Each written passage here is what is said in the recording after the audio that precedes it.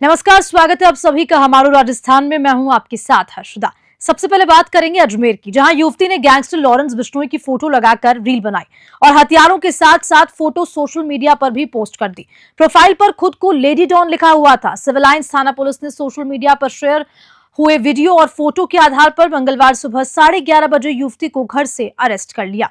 Civil lines इलाके के बालूपुरा निवासी 19 वर्षीय शिवानी सैनी को डिटेन किया गया है। युवती ने अपने सोशल मीडिया अकाउंट पर 16 घंटे पहले एक स्टोरी पोस्ट की थी। स्टोरी में युवती ने हथियारों और कारतूस से एस लिखी फोटो को पोस्ट कर रखा था। एक अन्य प्रोफाइल पर खुद को लेडी डॉन लिखा हुआ था। इसके अलावा बात करें तो लॉरेंस बिश्नोई का कवर पर फोटो लगाकर रील बनाकर अपलोड की। बता दें कि 10 महीने पहले भी कृष्णगंज थाना पुलिस ने युवती को गिरफ्तार किया था। युवती ने फेमस होने के लिए पिस्टल के साथ चौपाटी पर रील बनाकर इंस्टाग्राम पर पोस्ट की थी। उसने वीडियो पर गैंगस्टर भी लिखा था। युवाओं की आपराधिक के प्रति बढ़ती दीवानगी गंभीर अब चिंता का विषय बनी हुई है। अजमेर से ब्यूरो रिपोर्ट। खेड़ली थाना क्षेत्र के गांव प्रीतमपुरा के समीप एक मोटरसाइकिल सवार युवक ने देर रात ट्रेन के आगे कूदकर आत्महत्या कर ली। पुलिस ने बताया कि मृतक कृष्णा यादव गांव खातीपुरा निवासी अपने घर से देर शाम मोटरसाइकिल पर खेड़ली की तरफ आया तथा देर रात उसने ट्रेन के आगे कूदकर जान दे दी। आसपास खेतों में सिंचाई करने वाले लोगों ने परिजनों और पुलिस को सूचना दी। पुलिस ने शव को खेड़ली उपजिला अस्पताल की मोर्चरी में रखवाया और आज शव का पोस्टमार्टम करा परिजनों को सौंप दिया।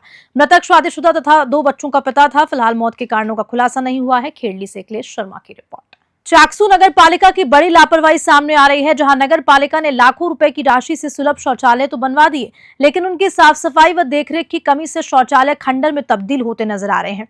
सोचने की बात तो यह है कि जहां सुलभ शौचालय का उपयोग इंसानों के लिए किया जाता है, तो वहीं चाकसू में सुलभ शौचालय का भरपूर इस्तेमाल तो जानवर ले रहे हैं। स्वच्छता को लेकर नगरपालिका चाकसू की हकीकत तस्वीरें बयां करती नजर आ रही है, जहां पर गाय, कुत्ते सहित कई जानवर सुलभ शौचालय में गोबर करके आते हैं। इतना ही नहीं, शराब की बोतल भी सुलभ शौचालय में पड़ी देखने को मिलती है। चाकसू से महावीर स्वामी की रिपोर्ट।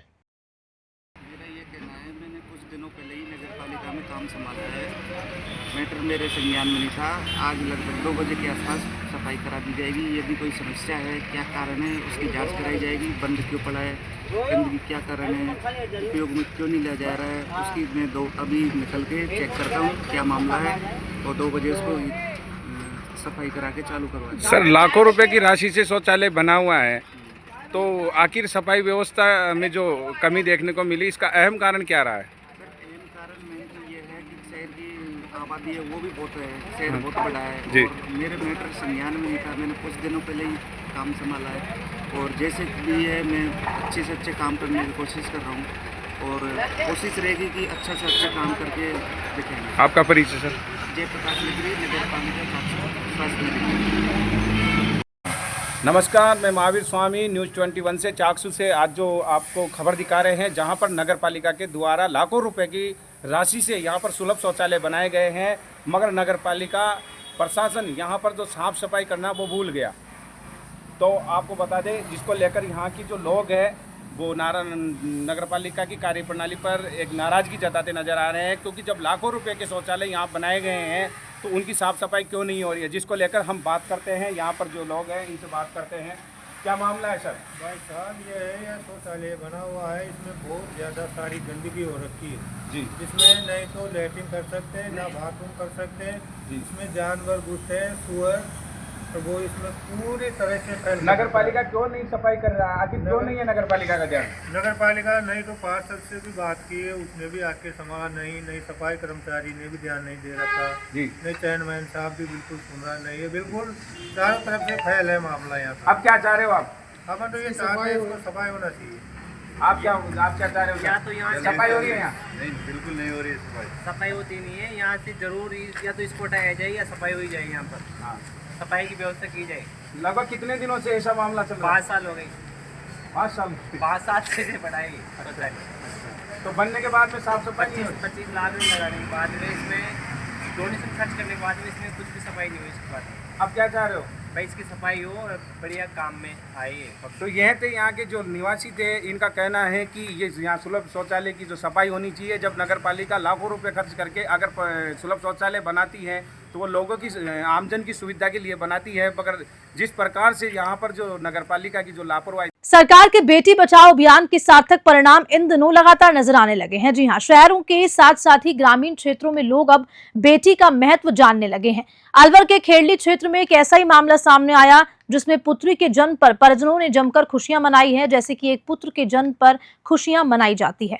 घटते लड़कियों के अनुपात के मद्देनजर ये सामाजिक बदलाव सुखद है। जहां कभी बेटी के जन्म पर भेदभाव होता था, उसकी मां को कोसा जाता था, वहीं अब बेटी बचाओ अभियान के कारण इस बदलती हुई सोच सामने आने लगी है। कन्या भ्रूण हत्या के मामलों में कमी देखी गई तो वहीं अब बेटी मनहूस नई लक्ष्मी मानी जाने लगी है। खेड़ली निवासी एडवोकेट अमनदीप नरुका ने अपनी बेटी के जन्म पर खुशियां मनाकर नए भारत की इस नई सोच को नया आयाम दिया है। खेड़ली से अखिलेश शर्मा की रिपोर्ट।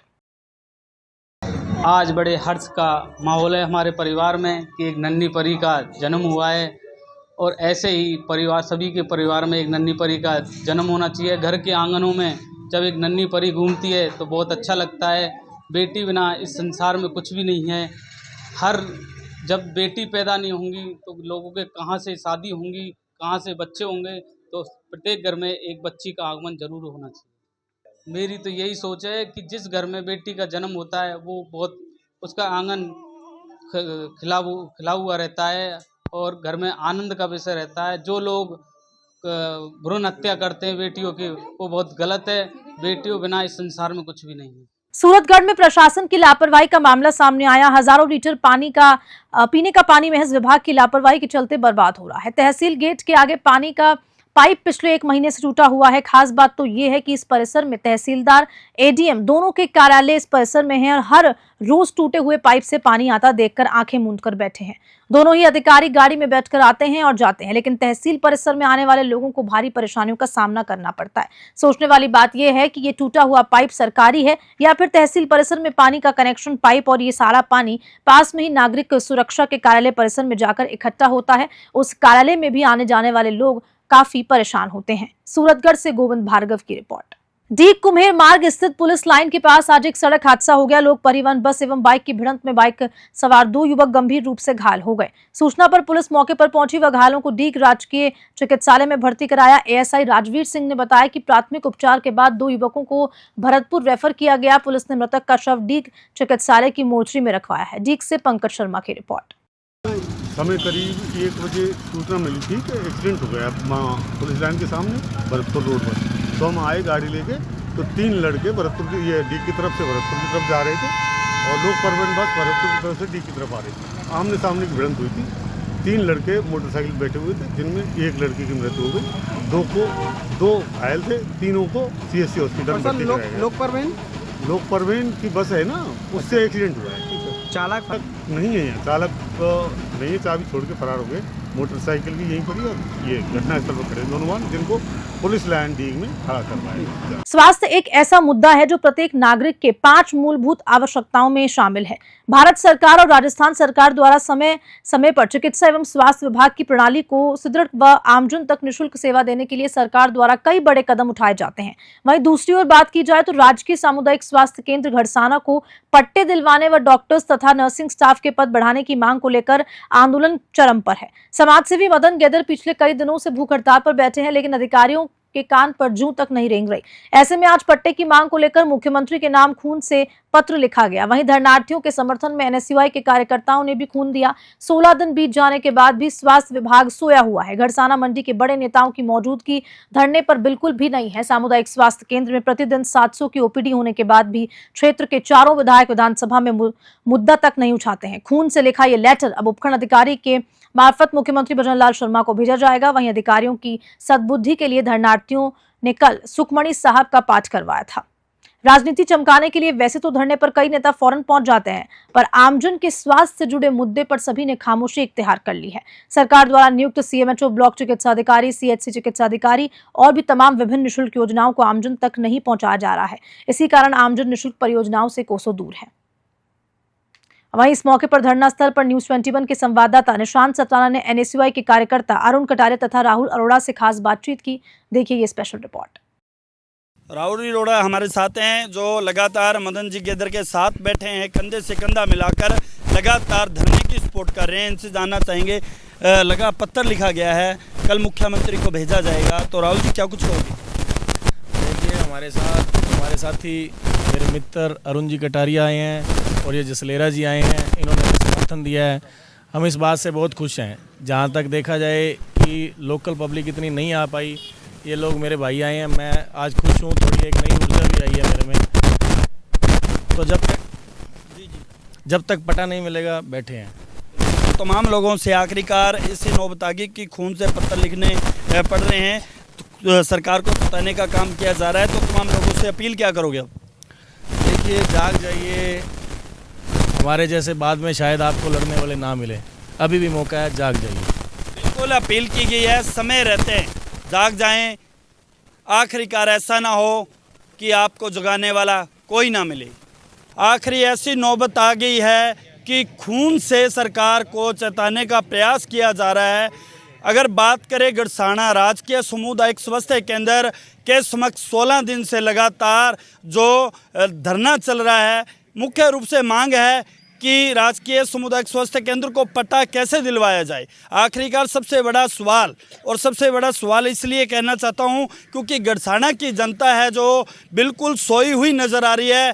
कल सुकनी साहब के पाठ का जिस प्रकार कार्यक्रम किया जाता है उसमें भीड़ ना होना, ये अपने आप में बड़ी बात है। क्योंकि दो युवा बड़े संघर्ष के लिए मुख्य रूप से मांग कर रहे हैं कि सभी का स्वास्थ्य किस प्रकार सुधारा जाए, अच्छी बिल्डिंग्स हो, अच्छे डॉक्टर हों, तमाम चीज़ें देखना चाहते हैं। लेकिन कुछ लोगों की जो मानसिक सोच हो चुकी है वो कहीं ना कहीं इस नेता को, इस पूरे धरने को फेल करने पे जुटे हैं। तो आज मैं आपको दिखाना चाहूँगा, खून से पत्र लिखा गया है कि सरकार को जगाया कैसे जाए। तो हमारे साथ जिस प्रकार NSU के कार्यकर्ता, इनसे जानना चाहेंगे आखिरी ऐसी क्या नौबत आ गई कि इनके समर्थन में इन्हें खून से पत्र लिखना पड़ा। सर, सबसे पहले स्वागत है।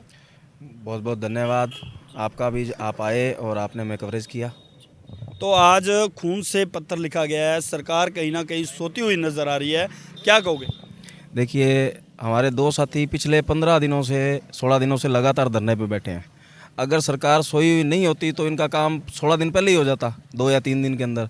ना तो इनकी सरकार सुनवाई कर रही है, ना इनकी प्रशासन सुनवाई कर रहा है, फिर ये जाए कहाँ?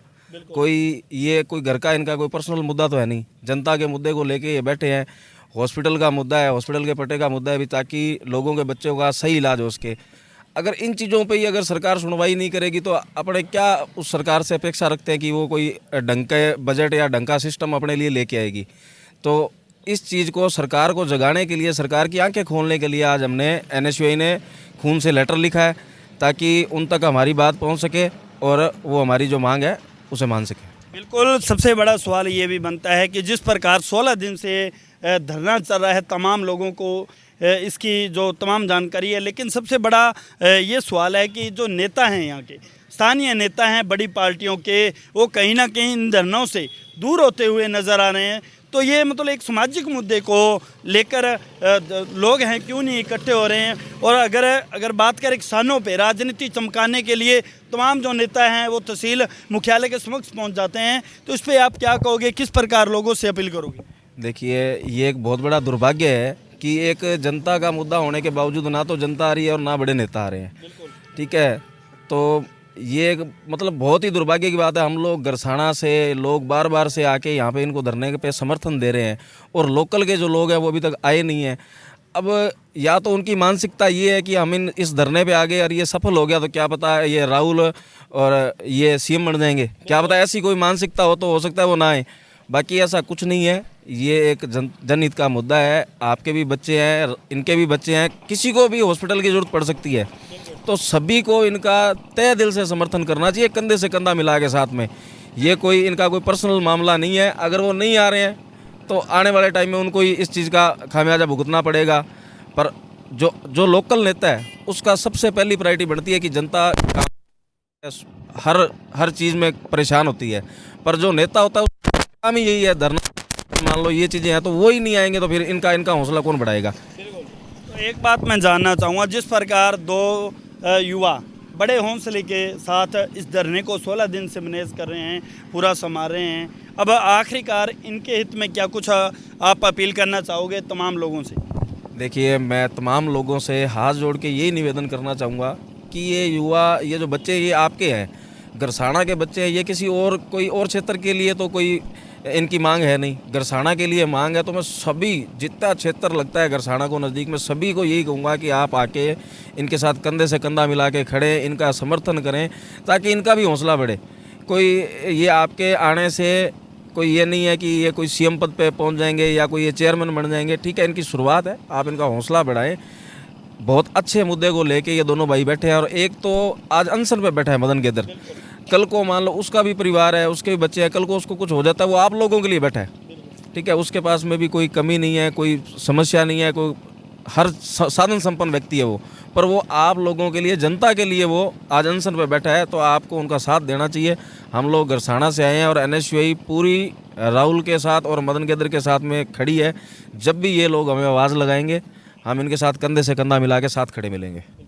आप देख सकते हैं कि जिस प्रकार समाज सेवी मदन गेदर लगा 16 दिन से लगातार धरने पे था, लेकिन आज आखिरकार ऐसी नौबत आ गई उन्हें भूख हड़ताल पे बैठना पड़ा। आखिरकार देखना ये होगा कि प्रशासन किस प्रकार एक्टिव मोड पे नज़र आता है। क्या राजकीय सामुदायिक स्वास्थ्य केंद्र गरसाना को पट्टा दिया जाएगा या नहीं दिया जाएगा, ये आगामी सोच की बात है। आगामी किस प्रकार प्रशासन काम करता है, किस मुद्दों को लेकर काम करता है, क्योंकि 16 दिन से जिस प्रकार एक्टिविटी ना होना ये सबसे बड़ी बात है। तब तक आप जुड़े रहें। न्यूज़ 21 से कैमरा सोगी मंगे के साथ निशान शरण, धन्यवाद। बुधवार को दोपहर 1 बजे मेड़ता सिटी विधायक लक्ष्मण राम कलरू ने रेंज के राजकीय अस्पताल का औचक निरीक्षण किया और इस दौरान उन्होंने अस्पताल की विभिन्न व्यवस्थाओं की समीक्षा की और मरीजों से मिलकर उनकी कुशलक्षेम पूछी। निरीक्षण के दौरान विधायक ने दवाई वितरण व्यवस्था, अस्पताल की साफ सफाई और स्टाफ की उपस्थिति पर विशेष ध्यान दिया। मरीजों ने विधायक को अपनी समस्याएं साझा की, जिसमें दवाई की उपलब्धता और चिकित्सकों की कमी प्रमुख मुद्दे रहे। विधायक ने अस्पताल प्रशासन से बातचीत कर इन समस्याओं को विस्तार से समझा। उन्होंने कहा कि मरीजों को बेहतर स्वास्थ्य सेवाएं प्रदान करना हमारी प्राथमिकता होनी चाहिए। मेड़ता सिटी से सुशील दिवाकर की रिपोर्ट। रायसिंह नगर पंचायत समिति सभागार में आज BLO की बैठक आयोजित की गई। आपको बता दें कि उपखंड अधिकारी सुभाष चंद्र की अध्यक्षता में आयोजित BLO व सुपरवाइजर बैठक में नव मतदाताओं जोड़ने को लेकर धीमी गति को लेकर नाराजगी जाहिर करते हुए काम में तेजी लाने के आदेश दिए। वहीं कार्य में लापरवाही बरतने पर एक BLO को नोटिस जारी करने के आदेश दिए। उपखंड अधिकारी सुभाष चंद्र चौधरी ने बताया कि निर्वाचन विभाग के निर्देशानुसार 23 व 24 नवंबर को BLO द्वारा बूथ पर बैठकर नव मतदाताओं को जोड़ने का कार्य किया जाएगा। निर्वाचन विभाग द्वारा जो टारगेट दिया गया है उसको लेकर BLO व सुपरवाइजर को निर्देशित किया गया है। आयोजित बैठक में तहसीलदार हर्षिता मिड्डा भी उपस्थित रही। रायसिंह नगर से राजू शर्मा की रिपोर्ट। भारत निर्वाचन आयोग के निर्देशानुसार SSR चल रहा है और उसी में विशेष अभियान के तहत 23 और 24 तारीख को बूथ पे बैठ के और 23 तारीख को वार्ड सभा है, 24 तारीख को बूथ बनाने हैं। इसी परिप्रेक्ष्य में BLO की और सुपरवाइजर मैंने मीटिंग ली है। जो हमारे को टारगेट मिला है BLO वाइज, उसी को अचीव करने के लिए BLO सुपरवाइजर को निर्देशित किया गया। रतनगढ़ के वार्ड संख्या 23 व 24 में सर्दी के इस दौर में भी गंभीर पेयजल संकट गहराता जा रहा है। पिछले 6 दिनों से वार्ड के करीब 400 उपभोक्ता पानी को तरस रहे हैं। वार्ड वासियों की इस समस्या से परेशान होकर वार्ड पार्षद लालचंद प्रजापत गोरी सरियों के कुएं पर पानी भंडारण के लिए बनाए गए टैंकर में उतर गए तथा करीब 2 घंटे तक पानी में रहे। पार्षद द्वारा पानी में उतर जाने की सूचना पर विभाग के XCN, AN व JN मौके पर पहुंचे तो उन्हें वार्ड के लोगों के आक्रोश का सामना करना पड़ा। घटना की सूचना पर विधायक पूसाराम गुदारा व रतनगढ़ पुलिस भी मौके पर पहुंची। विधायक द्वारा पार्षद को पानी से बाहर निकाला गया तथा अधिकारियों से वार्ता की गई। इस दौरान अधिकारियों ने 2 दिनों में समस्या समाधान करवाने के लिए शीघ्र ही क्षेत्र को अपनी योजना से जोड़ने का आश्वासन दिया। रतनगढ़ से त्रिलोकचंद्र प्रजापति की रिपोर्ट। के गोरीसरी में रहने के 2 वार्ड हैं, दोनों में वास्तव पानी की समस्या पिछले 7 दिन से पानी नहीं आ रहा है और इसको लेकर के लालचंद पार्षद है हमारा, जो कई दिन से मांग कर रहा था, इसकी बात मानी नहीं गई। तब ये यहाँ कोठा बना हुआ पानी के अंदर चला गया। लोग इकट्ठे हो गए, सब लोगों ने मेरे को बुलाया, एक्शन और AN मौके पर पहुँच गए, पुलिस में पहुँच गई, मुझे भी बुला लिया गया। तो मैं आ गया, एक्शन साहब, AN साहब और जिनकी वार्ता करा दी गई है और स्पष्ट कह दिया गया है, एक तो ट्यूबवेल नया बनाया हुआ है, 2 दिन में जुड़ना चाहिए। एक पाइपलाइन डाल रखी है आपने योजना की, जुड़ी हुई नहीं, 6 महीने से पड़ी, 2 दिन में जुड़नी चाहिए और सप्लाई आज ही सुनिश्चित हो। और एक ट्यूबवेल यहाँ खराब पड़ा है, वो आज दोपहर बाद तक, शाम तक वो ठीक हो जाना चाहिए, सप्लाई सुनिश्चित हो जानी चाहिए। ये सब एग्री हो गए। हालांकि ये बात सही है कि यहाँ सप्लाई न के बराबर होती है। वास्तव में ये भी बात सही है कि लोग बहुत यहाँ प्रॉब्लम समस्या खड़ी कर रखे हैं, जबकि यहाँ सोर्स है, समस्या थी हमारे यहाँ 6 दिनों से पानी नहीं आ रहा। तो हमने एक्शन साहब को एन साहब को फ़ोन किया था। एन साहब ने मजबूर किया हमें पानी के अंदर ये कोठे के अंदर पड़ने के लिए। बाद में हमारे यहाँ पे कुछ साराम जी विधायक जो आए थे हमें और एक पूरे PhD के अधिकारियों के यहाँ पे बुलाया था और 2 दिनों का समाधान करने के लिए यहाँ पे बोला है 2 दिनों में आपका पानी की समस्या का समाधान हो जाएगा। और इसी खबर के साथ बुलेटिन में फिलहाल इतना ही। नमस्कार।